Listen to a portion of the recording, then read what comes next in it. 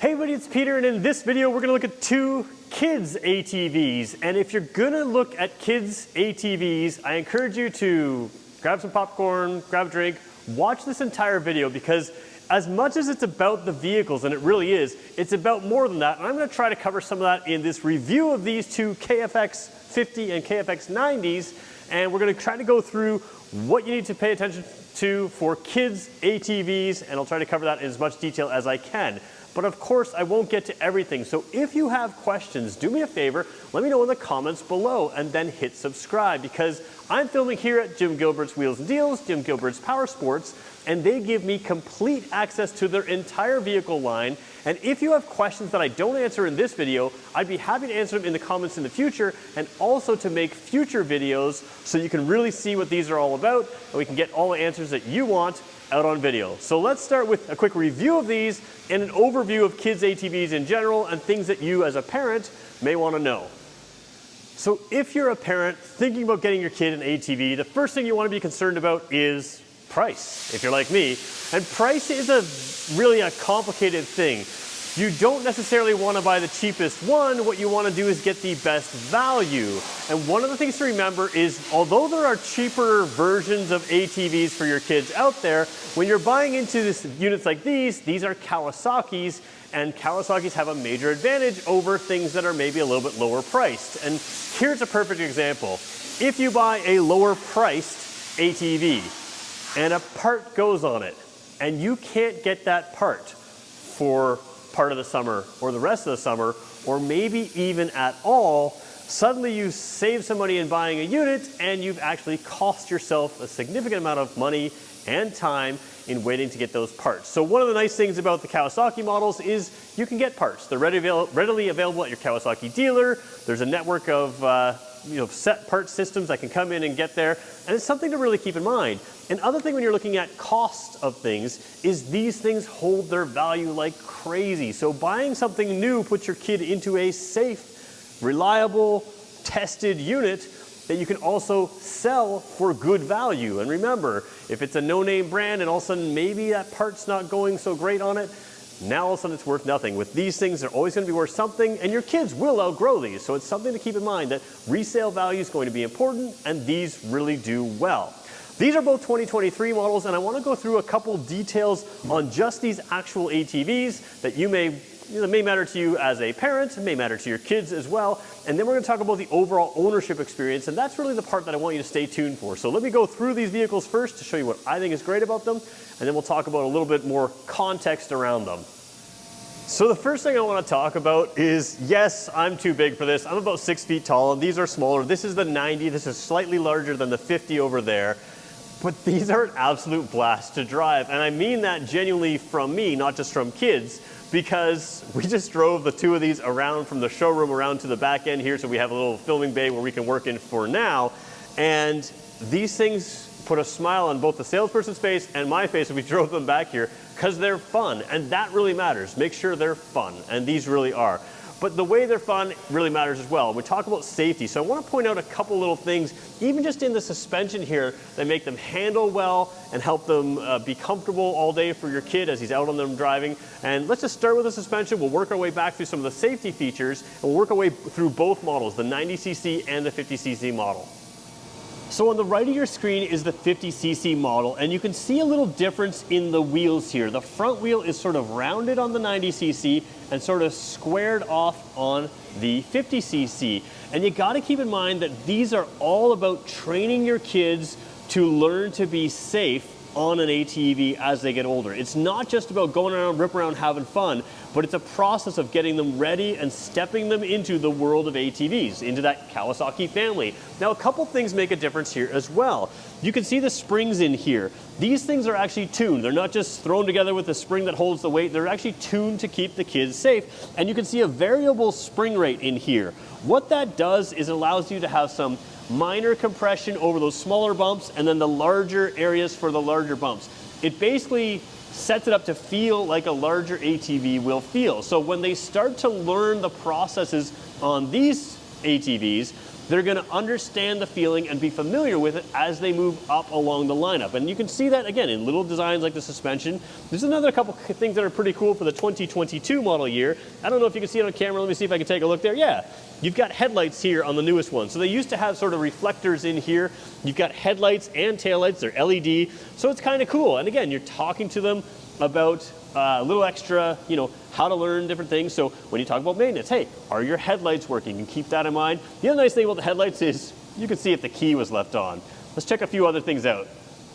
So staying with the 90cc here, you've got a couple things that I really like. Instead of just having a plain footboard that, just here for style, you've got that proper, place to put your foot. So instead of teaching your kids to just kind of put your feet anywhere, you can teach them to put them in the right spot. And as they move to a larger ATV, this is going to be more metallic or stronger piece, but you've got all kinds of strength, drainage there to get your kid positioning their feet in the right way. The other thing is the oil is right there. That's something that your kids can learn to check on their own. If they're going to be learning how to drive these things, they also need to learn how to maintain them, to keep them safe. Not just for this unit, because you're probably going to pay attention to this one, but as they move older and move beyond, you want to make sure your kid understands how to use these vehicles, what you have to do to have the full ownership experience. It's not just about riding it like a bicycle. You really want to make sure you're maintaining it. So having them check the oil on their own or check the oil supervised is something that's very easy for them to do, and it gets them into the idea of, hey, this isn't just for fun, there's a responsibility in this, and they can take care of things like that themselves. They can understand what's going on their own. Taking a look at the back end of these, again, very simple, very similar on both models. You can see the massive difference in the tire size. So we've got the 90cc here, the 50cc there. There's a couple other differences we're going to point to, but right now I've got the rear light on. Again, the lights don't show perfectly perfect color here on camera, but that is the bright light over there on the 50cc. Let me just show you the 90cc. It is a tail light right now on both these bikes, and if you hit the brake, then it is a brake light as well. The reason that the 50 is so bright right now is because I had the parking brake on and I just left the parking brake on the 90 as well. We're going to talk about brakes and everything else in a second, but let's just talk about suspension. You do have some preload adjustment in here, so you can adjust that suspension to handle the weight of your kid as they change. So that's a nice thing to have. And you have disc brakes here on the back, nice cover for the chain, so whatever you're going over, you've got some cover and protection for the components there. And just easy, simple access, everything right here. Now the 50cc does have an extra feature back here. I'm going to show you that right now as we move our way to some of the safety features. All right, I just want to give you context of where we're looking. So I'm going to zoom in here a little bit here, and we'll try to show you where we're looking at the back end of the vehicle here. And I want to show you, if I can get it right where I want it, right around there, this red little thing in the center of your screen. So we're going to point to that right there. We'll talk about that.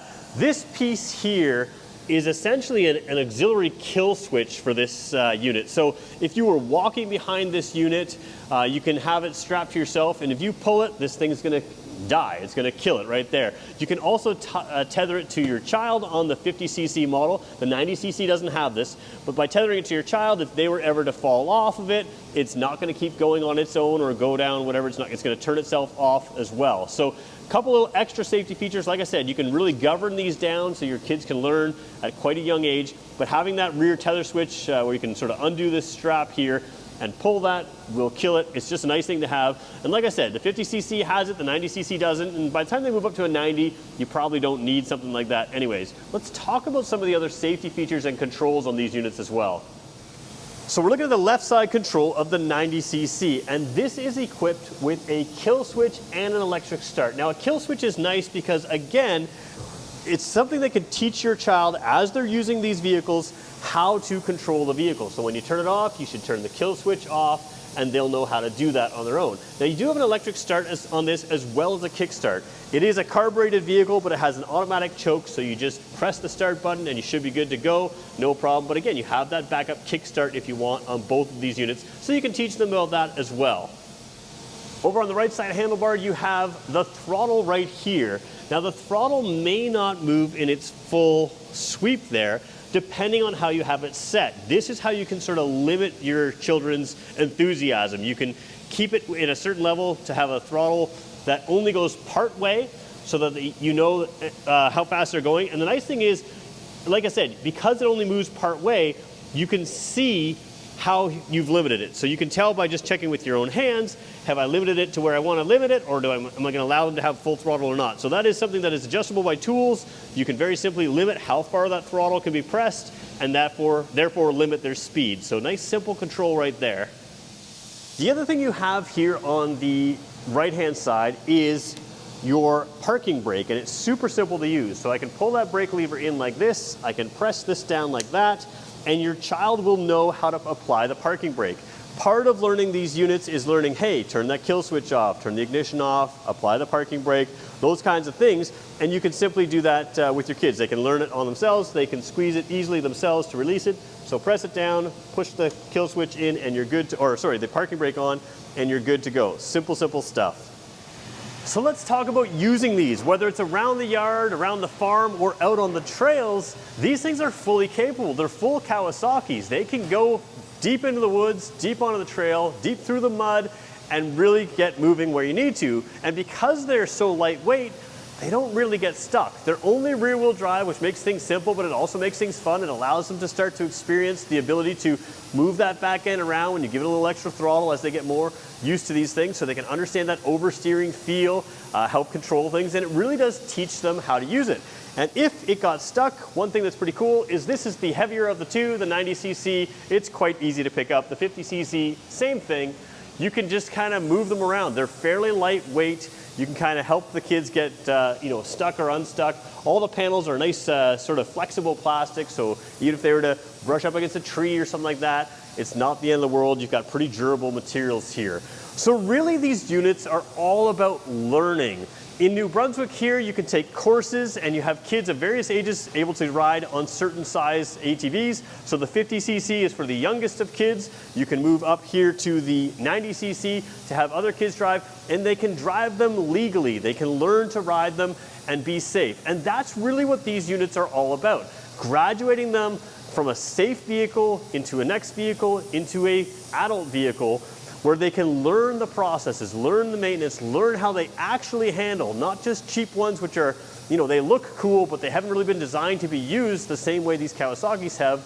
That's the big benefit of something like this. If you get your kid something that's a little bit too big, and maybe don't go through the process of stepping them through the process, that's just the way to make an unsafe rider. This allows them to take some ownership over something that they can control. They can check the oil. They can make sure there's fuel in there. They are all 4-stroke, so there's no mixing of gas and oil to fill them. You just put the fuel in them and keep them running. But it gives them some ownership to really understand the safe process of having a blast out on a good ATV.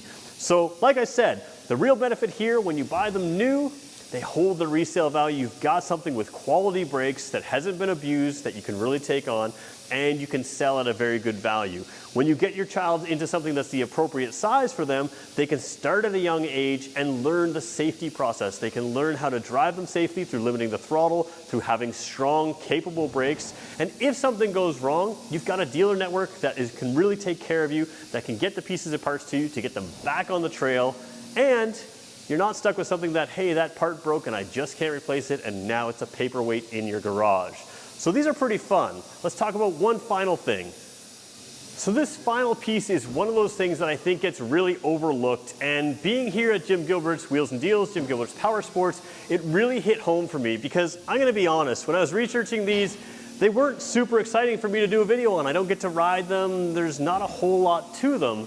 But I talked to Rob Davis here, who is the Power Sports Manager, and it just shows when they call this Canada's Huggable Car Dealer and Canada's Huggable Power Sports Dealer, it shows that they care. And one of the most important things about buying an ATV for your kid is having a dealer that gets it and that cares. And I know that sounds silly, but little things like getting parts, yeah, that's important to have a dealer network. But it's also important to make sure you have a dealer network that helps train you, that can help get you into the right vehicle for the right kid, and helps move you through, make sure that you're being trained, so they can direct you towards some of those safety courses. They can direct you towards some of the safer trails, so you can get out and have an absolute blast, but not have to worry. They can put you in position to succeed so that your kids go out, they have fun, they're safe, they're responsible, and they don't ruin the reputation of ATVers for all kinds of other people just because they weren't trained well or they didn't learn how to do things correctly. So one thing that's really important is your dealer network. I'm here working at Jim Gilbert's Power Sports, Jim Gilbert's Wheels and Deals, where there's a cleanup bay out beside here. We wanted to film these out for you so we could get them ready. If you are looking for one of these for Christmas, it is early December and these are on a great deal right now. Make sure you swing by Jim Gilbert's Wheels and Deals, and if you have questions, let me know in the comments below and I'll make sure I try to answer those in comments and in future videos. Thanks everybody for watching.